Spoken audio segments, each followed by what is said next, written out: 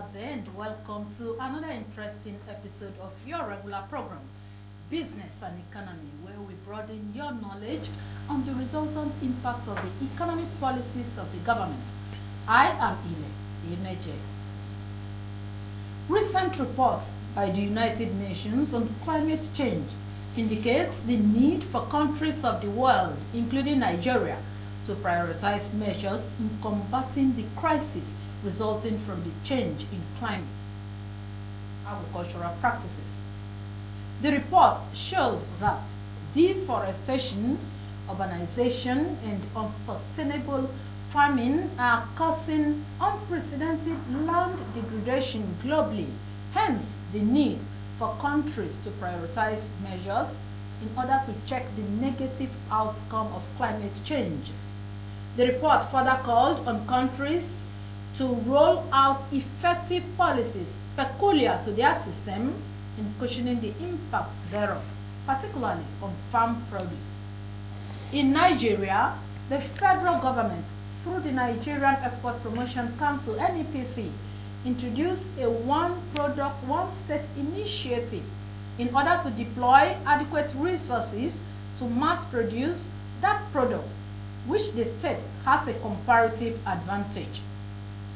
This is also aimed at strengthening the production of various agricultural products across states of the Federation. Now, the question in the minds of many citizens is on how feasible, how impactful is this policy on the Nigerian economy.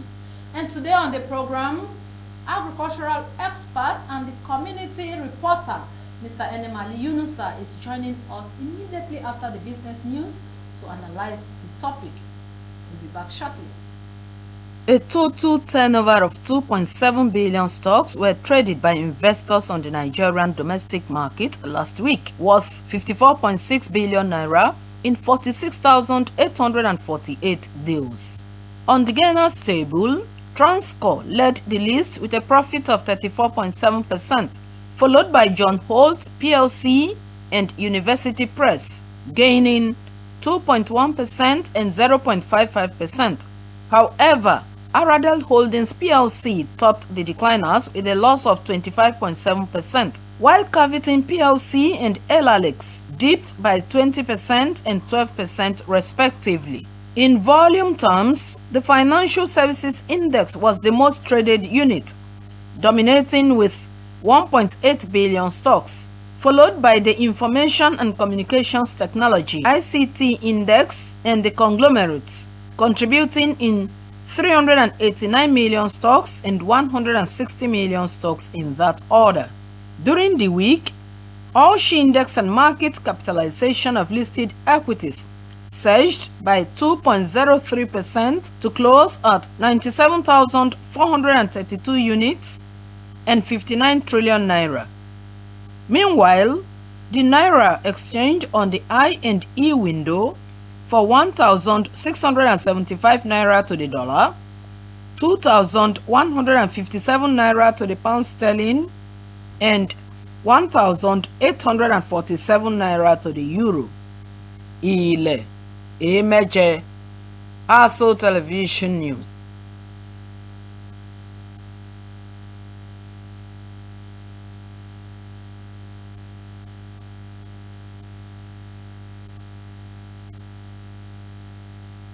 To have you join us on this interesting edition of the program, An Economy. And my guest, our guest, a community reporter and an agricultural expert, Mr. Enemali Yunusa, is already seated with me in our studio, and we shall be making an analysis of the government initiative on one product, one state policy in order to boost food security in Nigeria. Mr. Enemali, you are welcome to the program. Thank you very much. Viewers, good morning, and I'm glad to be here again. All right, let's start with this question. Do we really have climate change in Nigeria? A question that is demanding answers from a lot of Nigerians. Yeah, for climate change, we actually do not have climate change, but we have desertification. Meaning? Meaning where there are supposed to be trees in the desert, Yeah. we bring them down. Cutting them down. Cutting them down in the name of firewood, because the people at the rural community cannot afford kerosene.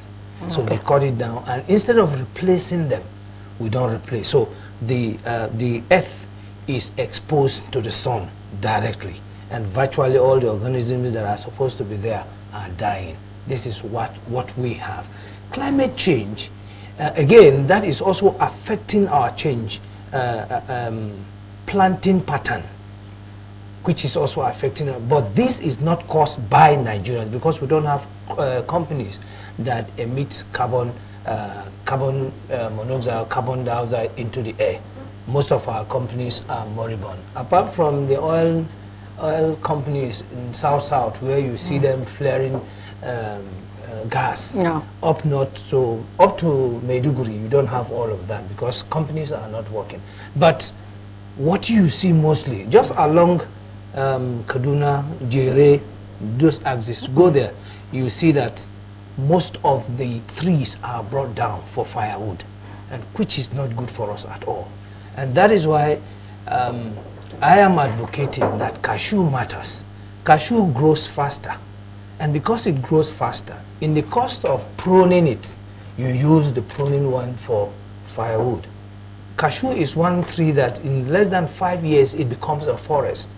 And if we do that, we will protect the environment, we will protect the organisms beneath the soil, and then of course the temperature, because cashew again has the ability or the capability to cool the environment. Okay. And that is why anywhere you see cashew is standing, goats, animals love to stay there. You yourself go there and stay there, it's cool. So, and that is why cashew is one of the resilient plants that is used for carbon credit to smallholder farmers.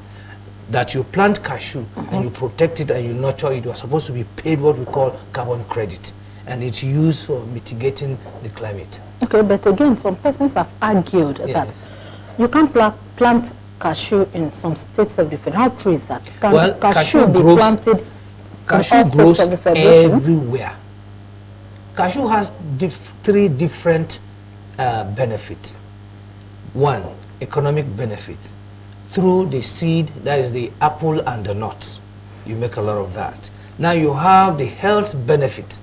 This can be gotten anywhere. This is what I even drank this morning before coming. Because everywhere you go, you see cashew. Cashew is grown in Kebbi. It's grown in Kano, even if not as farm, but people plant it in the front of their house. But people, because they said knowledge is power. Yeah. What you don't know, you don't know.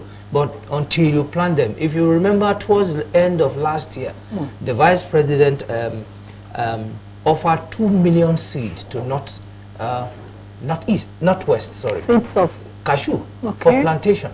So imagine if that 2 million seeds are planted, imagine the number of forests is going to turn, turn to. Yeah, the vice president, which I actually commended him. But I'm yet to find out whether these seedlings have been given to the farmers for planting, or whether he has redeemed the pledge. So cashew is very, very important. Now, I said it has economic benefit. Now, the health benefit, of course, like I told you, is what I did. So if you plant it anywhere, you don't need to go to far before you can pluck cashew. And then it also have the climatic benefit, climate change benefit. So it helps protect the environment because it grows and it spreads wide like canopy. So it also protects it. So if you are not making food, again, you need also to get the resilient, this is where our research institutions need to come in now, a resilient plant that can do well in your own area. The cashew that does well in Kogi will not do well in Kano. So you need a resilient one, which the research institute need to work very well to, I don't know how they do their research work, carry one soil testing and all of that, take it there, plant it there, notice at what point, because it doesn't like too much of cold or breeze, because the flowers will be blown off. It likes a lot of humid, and then a little bit of cold, hot, and all of that. And up north is divided into two. You have the high temperature, and then you have high harmattan. So if we can plant it and find it a way that it can, you know, blend into that period where before the harmattan comes or we start fruiting, we would have escaped it. Okay. The another argument is it has to do with those that are cutting the trees. Yes. You said maybe most of them are cutting it for the sake of making fire. That's correct. Firewood. Yes. Is there no way that we can enlighten them when you cut dry trees and then you replant, or as you are cutting, you are replanting in order to sustain? Let me give you an example. A few years ago, a friend of mine was building a house here in Abuja. And I walked in. They wanted to bring 2 trees of Malina. And the environmental, I think it's still the environment. They walked in there. He paid 50,000 for. That's 50 per tree. For either he will go and replant 2 or pay 50,000. So I was confused. I said, oh, this is down here. He said, yes, that you don't just bring down 3 anyhow in Abuja. Fantastic. I love that. So wow. That, if you remember when Bill Clinton visited Nigeria and he came to Abuja, he said, what a city in the forest. Because there are so many trees everywhere. But is that law still functional? That is what I don't know, because I can see so many development going on. But cutting down trees anyhow is not good. And I will be glad if they can make that law functional. So that people don't, if you want to build a, you must build house. If you must build house where that tree is, then replant 2. That was the law. Or you pay fine. That, yes, it's either, I don't know where they give it to them, but you must plant 2 plant. Yes. Or you pay a fine for somebody to go and plant for you. So if we do that, we'll have so many forests everywhere. And again, we need public enlightenment. Yeah. But the question is this. If you ask the man in the rural community not to fall down tree, what is the alternative for him to cope with? Before now, I remember, I think during Goodluck Jonathan's wife, there was this 50 naira kerosene that was given out to many people. To women in particular. I remember that. But today, kerosene, you can't even afford it. I don't even know the price anymore, because all of us have migrated to gas, using gas now, because it's very expensive. So if you must enlighten the public, then be ready to also give them an alternative. That if you fall a tree, do this. Or don't fall a tree because this one is cheaper for you to use to make your cookings. So our problem is that it's not about going to tell them, they know now. They know. Nigerians are one person who are afraid of law. But of course, if you say somebody don't defecate here, did you make an alternative where he will defecate? You see somebody is pressed, you don't have a place to go and defecate. What do you expect him to run to the road and do the needful so that he will not die? So that same thing, if you come to the rural community, I'm a community reporter, where they don't even see gas. They have not seen electricity, not to talk about gas. So their only alternative is the tree. The reason why from middle belt, especially Kogi State down south, is better is because of the soil, and we have varieties of trees. If you can cut one, another one comes off. And then we have cashew, you prune it. As you prune it, all that you prune, the one I pruned last year are still there. They've not even used them finished.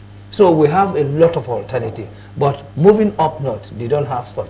And that is why it is advised, if we can plant as many cashew as possible, it will go a long way in protecting the environment. Even those who want to make firewood, they will have trees to make firewood while it's also growing and protecting the environment. Okay, when you are talking about substitute or an alternative. An alternative, because I know if we say they are going to provide them with kerosene, that might be till thy kingdom come. That will not come.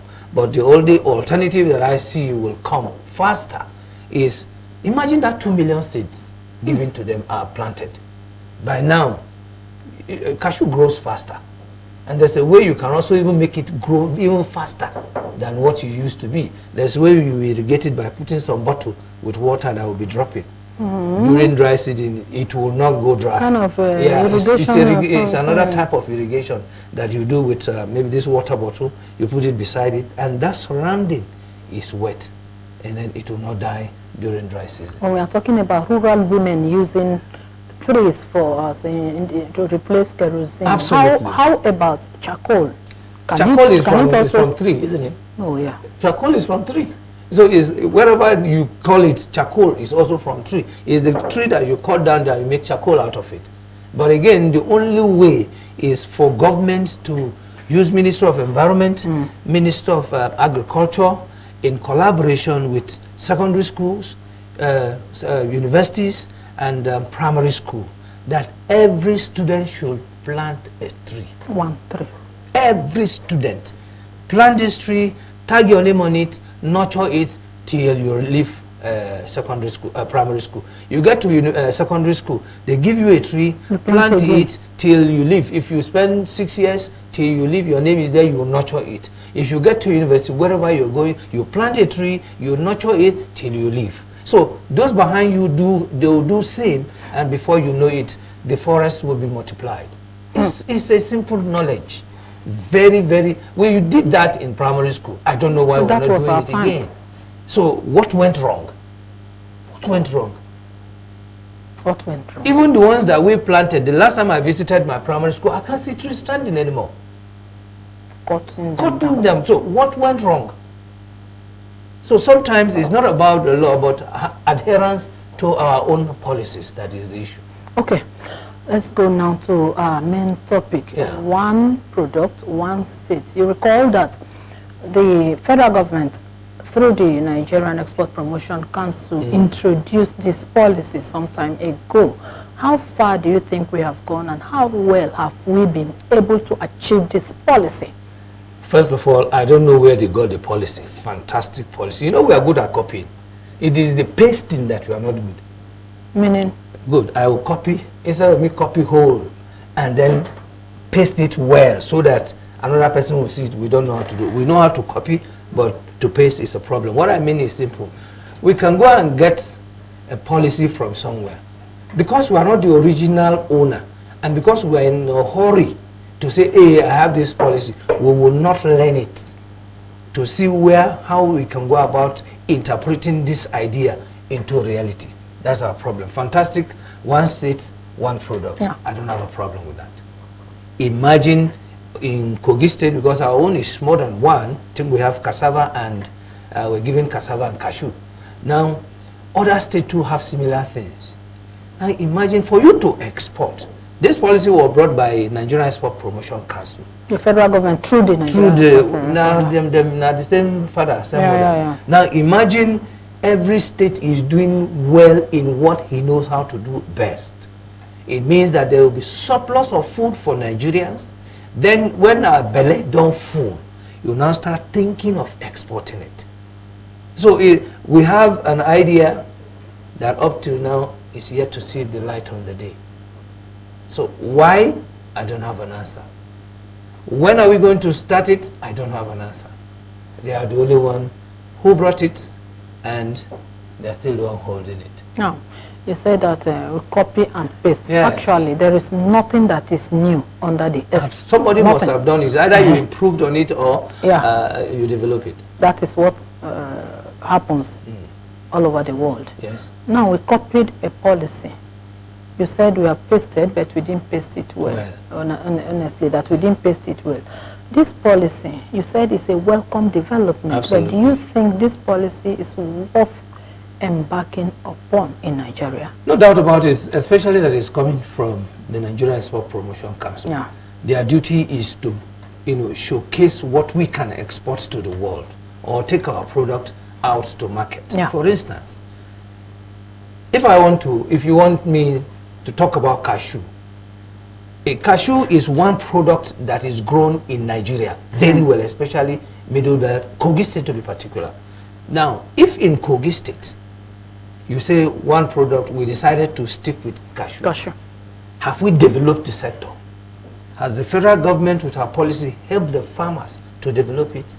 Today, the economic of production or producing cashew from pre-production to post-production proper, to production proper to post-production is very expensive. And that is why next year, Nigerians should not be looking forward to seeing many products that is going to be exported. How? Yes. How do you mean? Come down. I told you the economic of production. If I am to clear the grass or to maintain my farm, because for instance, this is the time to start maintaining the farm ahead of harvest. to maintain, I mean, to get a laborer, a daily paid laborer, you need to pay him 3,000 per person. Now you are going to transport him, you are going to feed him. So you are spending about plus or minus 6,000 naira on one person. This is as a result of subsidy gone. Everything has jumped up. I have a truck that I cannot take to farm now because it's a V6. Anytime I buy 20,000 naira fuel, how many times will I buy it?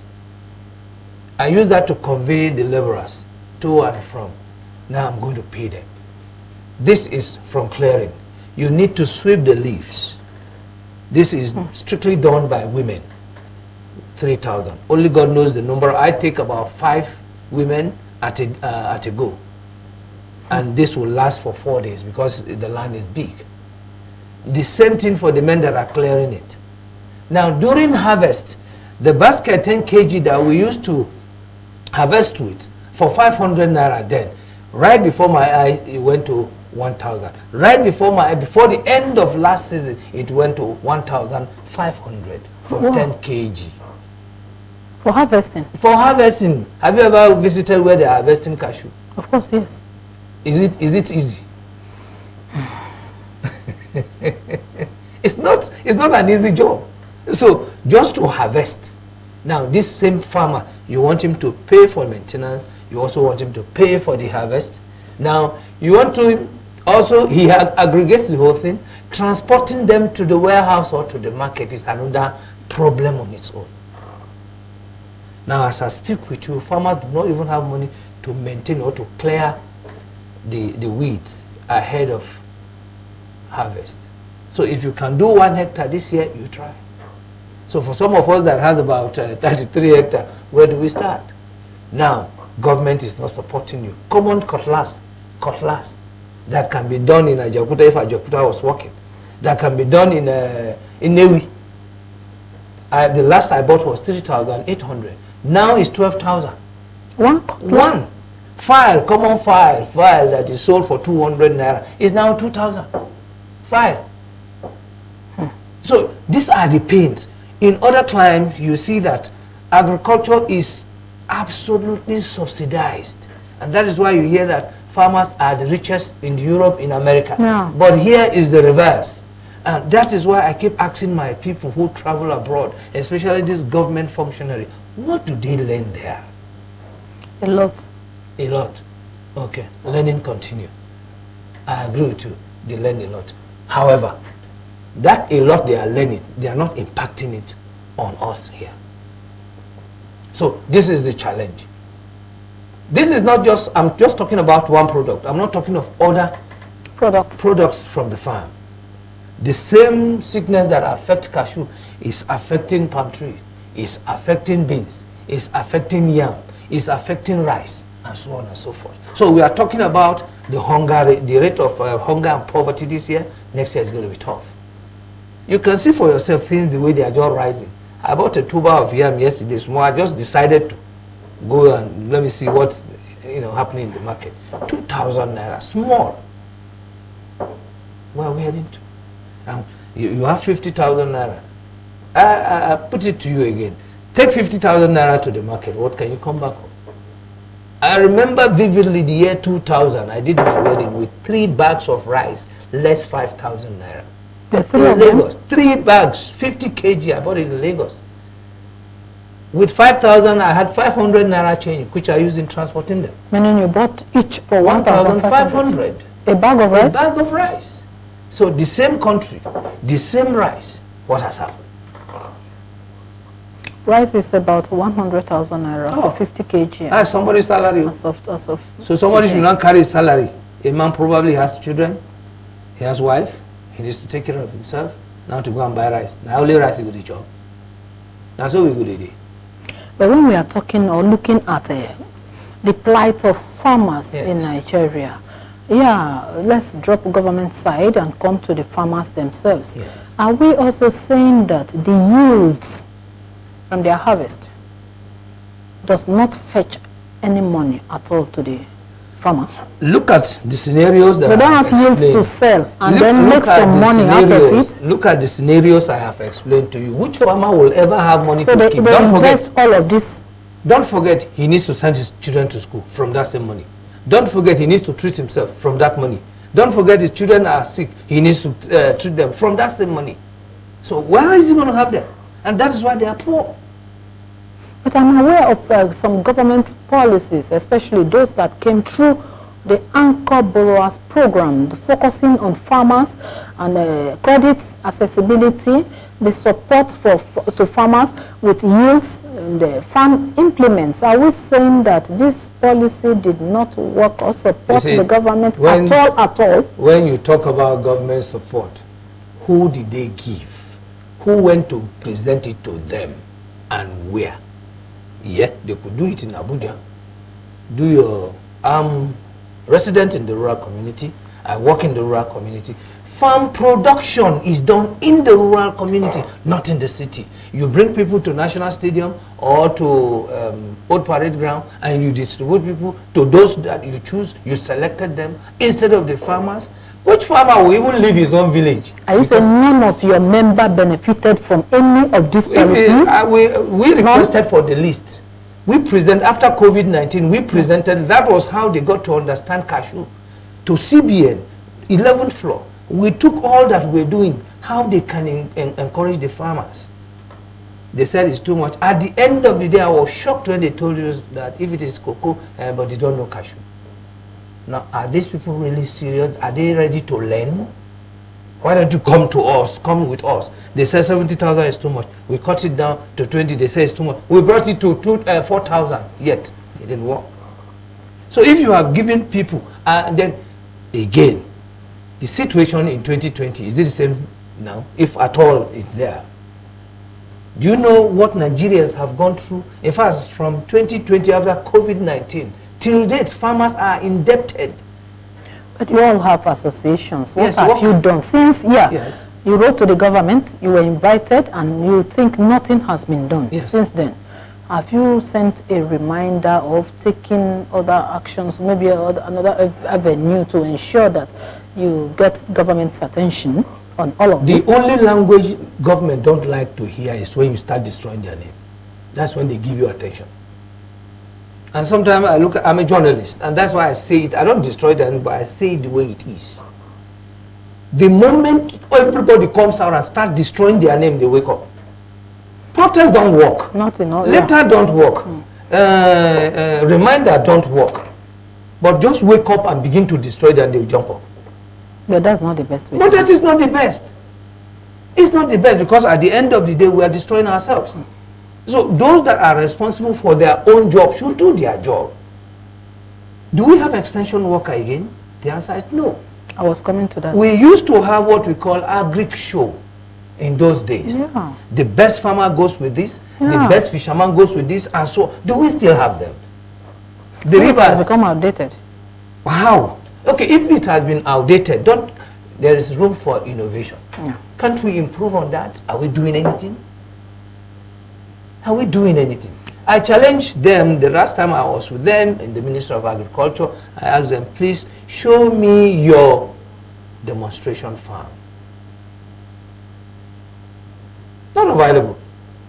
They are the custodian of agriculture, Ministry of look at their name, Ministry of Agriculture and Food Safety. That's the new name now. Okay, yes. Ministry of Agriculture and Food Safety. So show me where you have done 1 hectare of rice, 1 hectare of sorghum, 1 hectare of beans, 1 hectare of yam, and all of that. Then I will now start clapping for them that, oh, fantastic. Even Ministry of Agriculture are serious. They are serious with the issue of food safety. SDG goal number 1 to 6 centers on agriculture. If you are hungry, you are sick. The drug to that hunger is food. So not until that is done, we must wake up. We must be serious about what exactly we want. And that is the only way. The farmers are willing. The farmers are ready. They have been doing their own bit. Government has ignored them. No, I don't want to say that. Yes, but okay, the food you ate today, who produced it for you? Oh yeah, now, the Minister of Agriculture, the food you ate this morning, where did you get it from? You got it from the farm and market. Who brought it to the market? Or who planted it for the traders to buy it to the market? It's not the farmers? Haven't they contributed their own quota? They don't want Nigerians to go hungry, including themselves. But other policies that will make them improve, have the policy maker taking care of them. That's what I'm saying.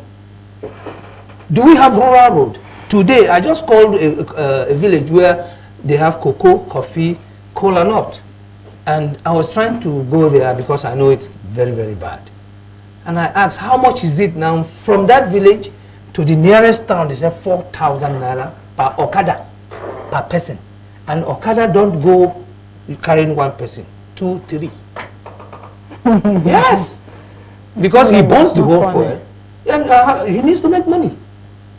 Because vehicle don't go. So our rural roads are bad. And that's why I'm saying economic of production is high. I expected government first thing. It's not even about this tax reform. It's not about subsidy gone. First of all, look on how, since you are looking forward to making sure that there is enough food, because the moment there's no food in the middle belt, no trouble. No trouble. Everybody, the reason you are working today is to put food on your table. The reason everybody is working, the ministers and co, is to put food on their table. So, it is important that we take care of agriculture first. Imagine this beautiful world without agriculture. Agric is food. Agric is medicine. The first job God gave man. The first job. And if we develop agriculture very well, every other thing will come out of it. And that is why number 1 of SDG says, poverty, 0 to poverty. If we develop our agriculture very well, poverty naturally will give way. If number 2 says hunger, if there is enough food, one state, one product, I'm producing yam, I'm producing cassava, I'm producing gari, I'm producing this, and everybody is producing, there will be a surplus of food, hunger will go. That's SDG goal number 2. Number 3, good health and well-being. If I'm well fed, who be that disease we are going to stay from my body? Who be that disease? Highest I go and plug my leaves and take them and move. So good health and well-being. There is no clinic anywhere in the rural community. The ones you see there, they are dilapidated. Number 4 talks about quality education. The primary school you went to, I'm sure if you go there, you'll be ashamed of yourself. All our senators, our this and that, they should come and beat their chest and let's take a walk to their primary school. Let's see what it looks like. I'm not talking of secondary school, I'm talking of primary school. Some don't even know whether it does exist again. Then number 6 talks about gender equality. Although some people don't like that gender equality. We call it gender inclusion. Okay? Because the reason is this.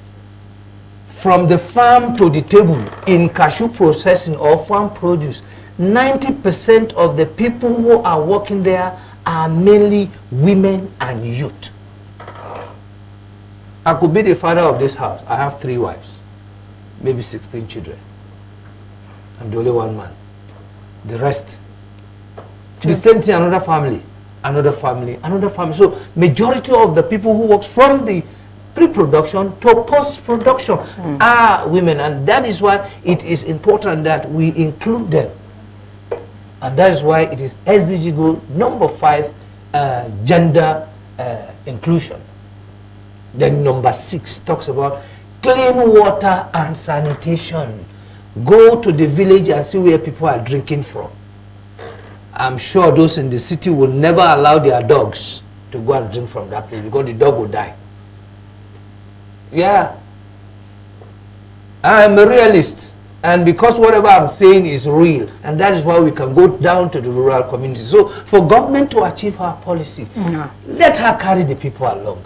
Let them dialogue where is it not working, and let them also be deliberate in interpreting these policies to reality. Let them listen. Let them. Before now, there used to be a media chat with the president. I think the last person who did was Goodluck Jonathan. I expected Tinubu, who claimed to have fixed Lagos, to have come online to say, all right, gentlemen, I want to hear now.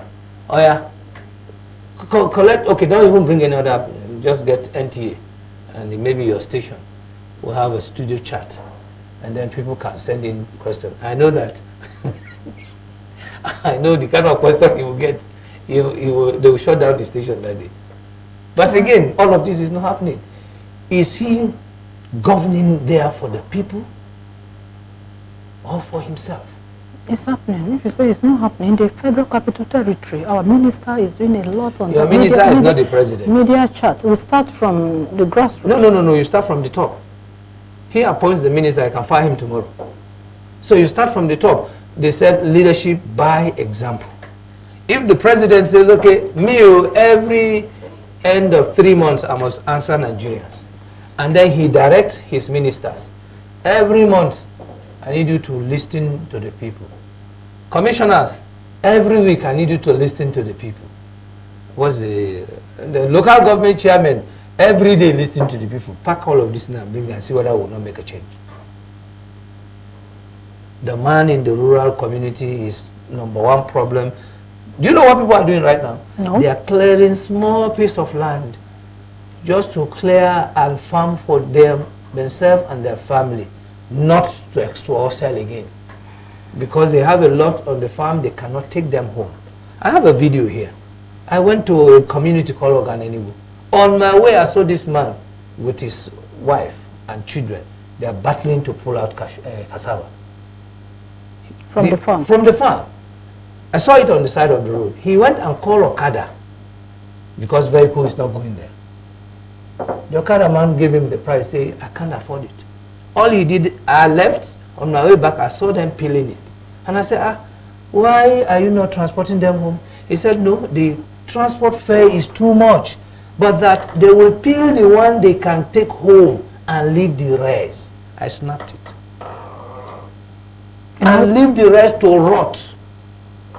In all of these challenges, how else do you think the government can come in order to solve some of these problems? Like I said, first of all, I know that there are so many monies that have been voted for XYZ.